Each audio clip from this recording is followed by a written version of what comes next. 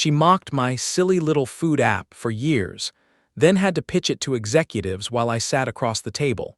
She didn't know I was the founder. I'd been coding for 3 hours straight when Brianna walked into my home office, her heels clicking against the hardwood floor with that particular rhythm that meant she was already annoyed.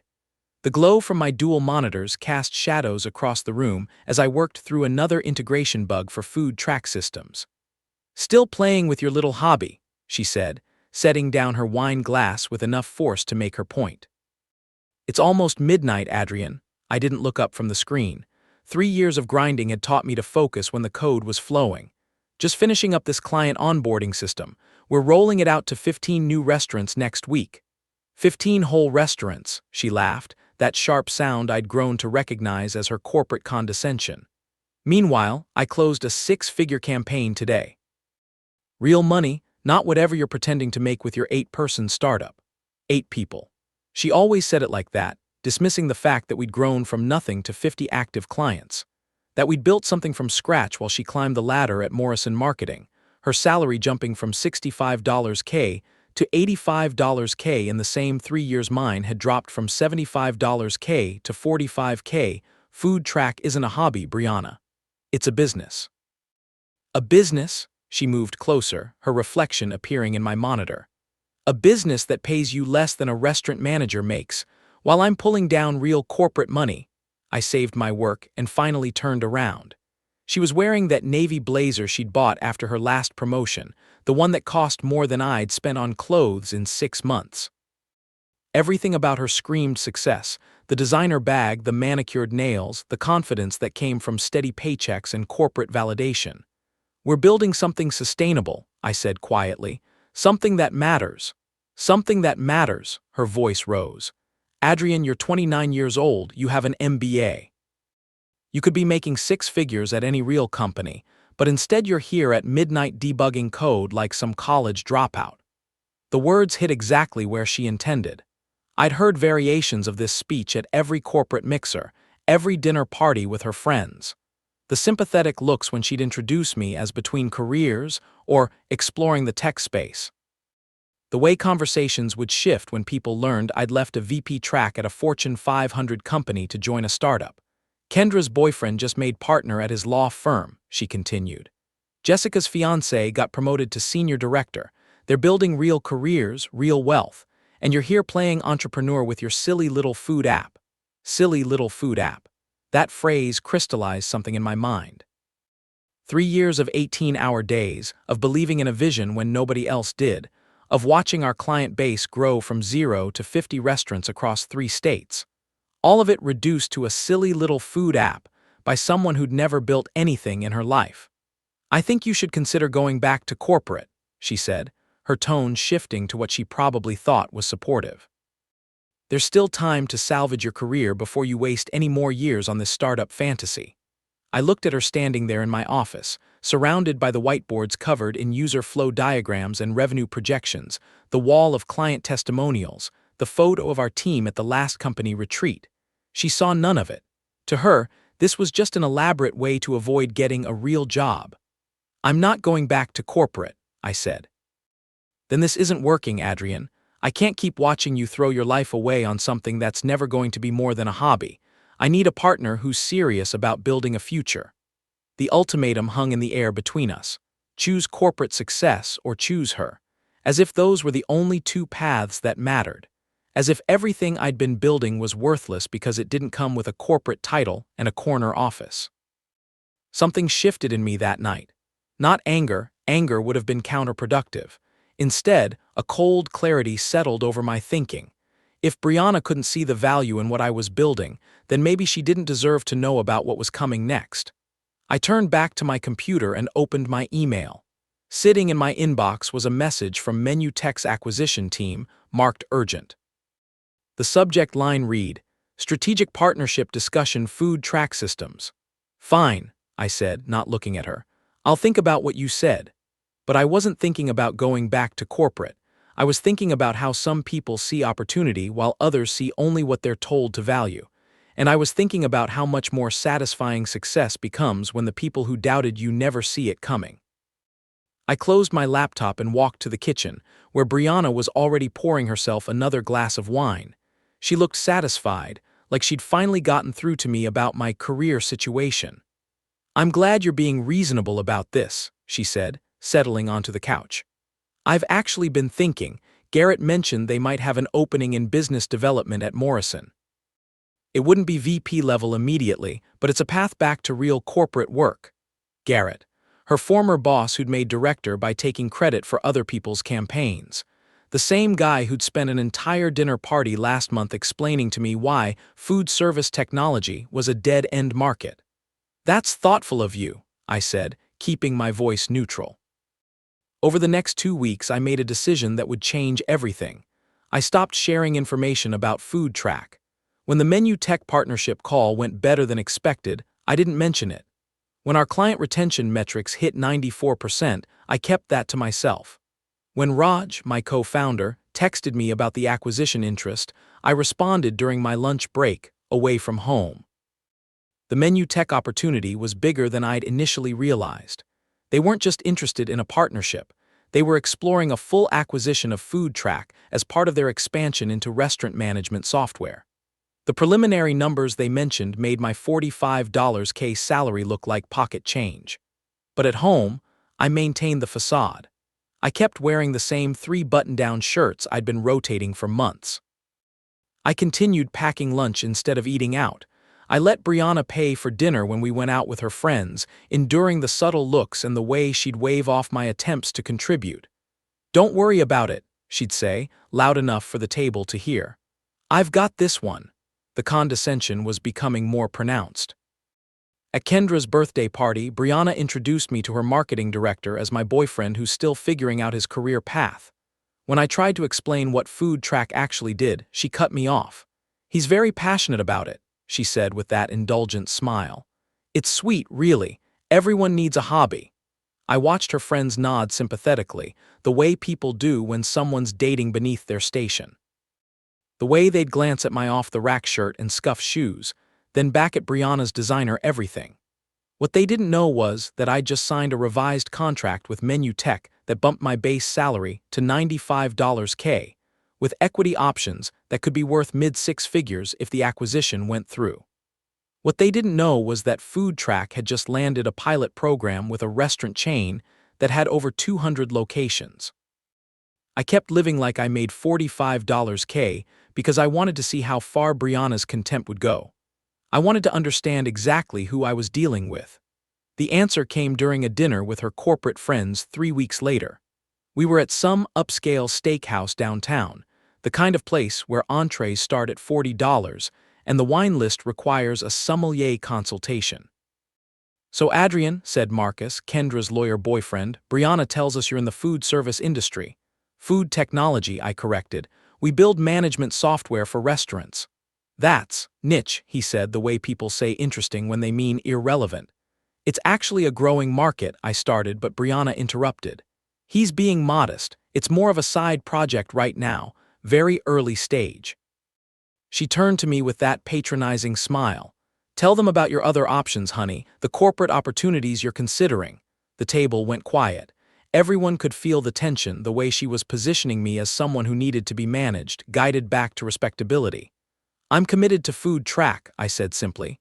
"For now," she added quickly. "But we're exploring more traditional career paths too, aren't we?" I looked around the table at these people, all of them comfortable in their corporate boxes, all of them measuring success by salary and title and the ability to afford $40 steaks. None of them had ever built anything from nothing. None of them had ever taken a real risk. "Sure," I said, "we're exploring options." Brianna relaxed, satisfied that she'd maintained our social standing. But I was thinking about the Menu Tech acquisition timeline, about the due diligence process that would start next month, about the phone call I'd had with their CEO earlier that week. I was thinking about how much sweeter vindication tastes when it comes as a complete surprise. That night, as Brianna scrolled through LinkedIn in bed, highlighting job postings she thought might interest me, I got a text from Raj. "Menu Tech wants to fast-track the acquisition discussion. Can you meet Thursday?" I typed back. "Absolutely." Some people see only what's in front of them. Others see what's coming next. And some people are so busy looking down on others that they never notice when the ground shifts beneath their feet. Thursday's meeting with Menutech exceeded every expectation I'd had. Their CEO, Patricia Chen, laid out a vision that aligned perfectly with where FoodTrack was heading. They wanted to integrate our restaurant management platform into their broader hospitality technology suite, and they were willing to pay substantially for the privilege. "We're looking at a timeline of 8 to 12 weeks for due diligence," Patricia explained over coffee at their downtown headquarters. "But I want to be transparent. We're also exploring partnerships with other companies in your space." I nodded, maintaining the same calm demeanor I'd cultivated over 3 years of startup uncertainty. "What kind of partnerships?" "Marketing firms with restaurant industry expertise. Companies that understand both the technology and the client relationship side." She slid a folder across the table. "We're actually having Morrison Marketing prepare a competitive analysis of the restaurant tech space. They're supposed to present next week." Morrison Marketing, Brianna's company. "Interesting," I said, keeping my voice neutral. "They have restaurant industry experience. They're positioning themselves as having deep market knowledge. Their presentation is supposed to cover the major players in restaurant management software, including," she checked her notes, "FoodTrack systems." I almost smiled. Almost. "That should be informative," I said. The irony was perfect. While Brianna had been dismissing my silly little food app at dinner parties, her own company was preparing to pitch Menutech on the value of restaurant technology partnerships. While she'd been suggesting I get a real job, Morrison Marketing was researching my company as a potential acquisition target. I spent the weekend wondering if she'd recognize FoodTrack during her research. Wondering if she'd make the connection between the hobby she'd been mocking and the company her colleagues were now taking seriously enough to present to a major client. Monday morning, I got my answer. Brianna came home from work unusually quiet. She'd been assigned to the Menutech presentation team. "How was your day?" I asked, the same question I'd been asking for 3 years. "Fine," she said, but something was different. She kept glancing at me during dinner like she was trying to solve a puzzle. "Actually," she said finally, "I'm working on this restaurant technology analysis. It's fascinating how many little companies are trying to break into the space." "Really?" "Yeah, there's this one called FoodTrack Systems. They're tiny, maybe 8 or 10 people, but they seem to have decent client retention." She paused. "The name sounds familiar for some reason." I kept eating my pasta, waiting. "FoodTrack," she repeated. "Where have I heard that before?" The presentation was scheduled for Friday. I knew because Patricia had mentioned it during our follow-up call Tuesday morning. What Brianna didn't know was that I'd be sitting in that conference room when she delivered her analysis of my company's market position. Patricia Chen specifically requested that FoodTrack's leadership team attend the presentation, Patricia had explained. "She wants to see how outside analysts view your competitive landscape." I'd agreed immediately. Thursday night, Brianna was in full preparation mode, her laptop open on the dining table, presentation slides scattered around her. She'd been working on this for a week, diving deep into restaurant technology trends, market sizing, competitive analysis. "This FoodTrack company is actually more interesting than I initially thought," she said, not looking up from her screen. "Their client retention is impressive for such a small operation, 94%. That's good. That's exceptional. Most software companies would kill for retention like that." She frowned at her laptop. "I keep feeling like I should know more about them, like there's something I'm missing." I watched her work, this woman who'd spent months telling me to abandon my hobby, now preparing to present my company's strengths to potential acquirers. The same woman who'd introduced me as between careers was about to argue for FoodTrack's market value to the very people who wanted to buy us. "Maybe you've heard the name around the tech community," I suggested. "Maybe," she closed her laptop. "Anyway, it's a big presentation tomorrow. Menutech is a major client and they're very interested in the restaurant technology space. I'm sure you'll do great."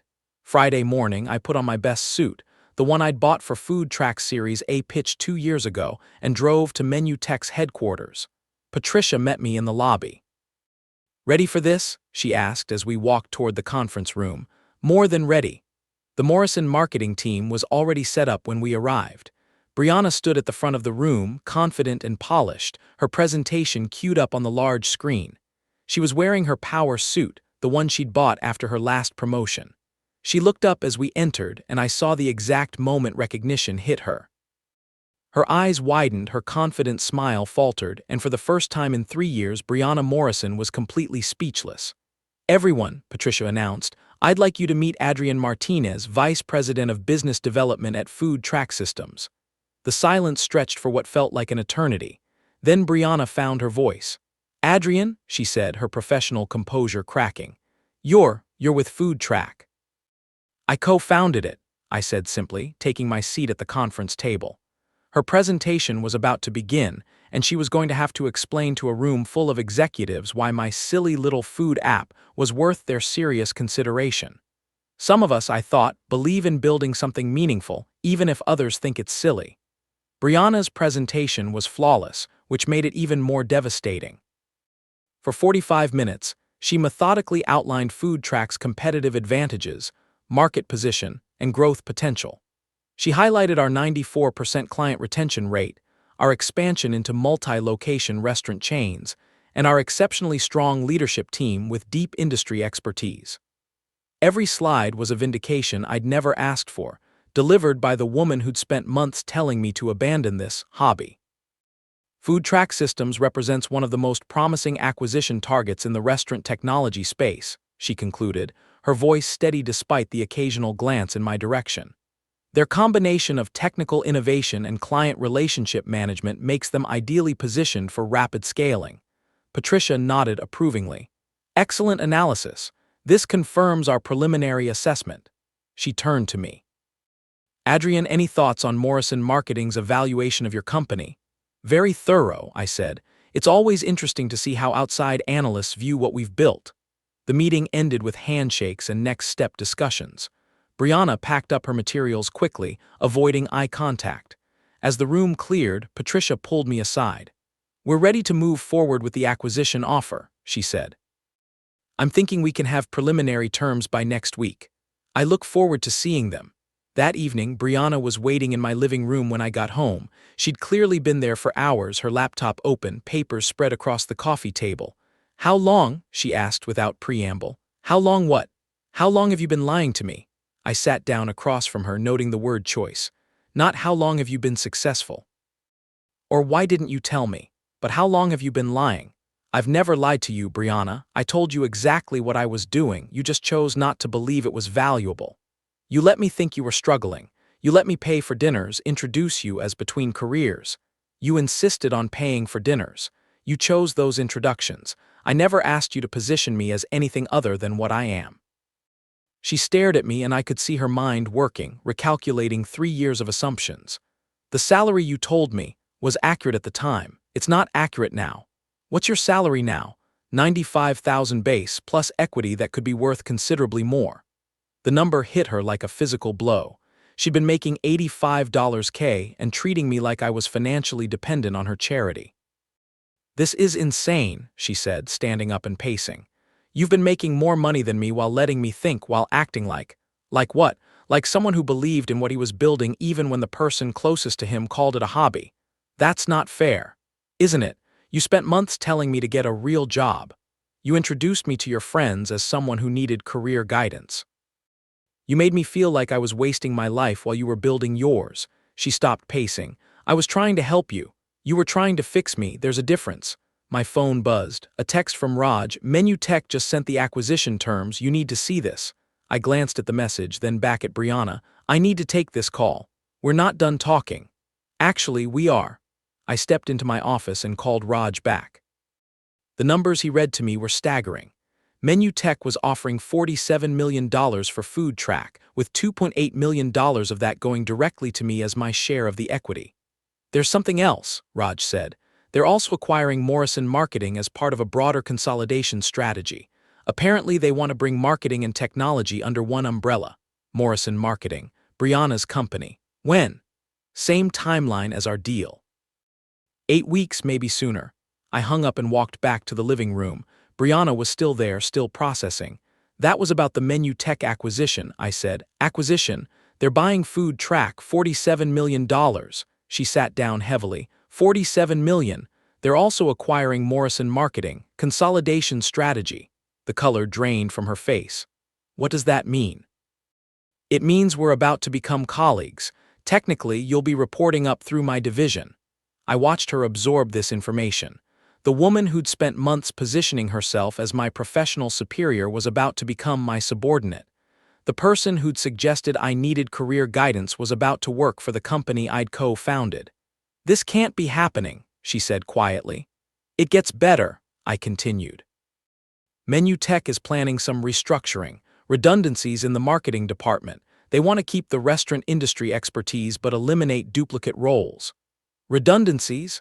Layoffs, Brianna. They're keeping maybe half the Morrison marketing staff. She stared at me, and I could see her calculating her odds. Mid-level marketing professional at a company being acquired and downsized. Not great. But you could put in a word for me, she said, and there it was, the same tone she'd used when suggesting I needed her help finding a real job. Could I? Adrian, we've been together for 3 years. Whatever issues we have, you wouldn't let them destroy my career.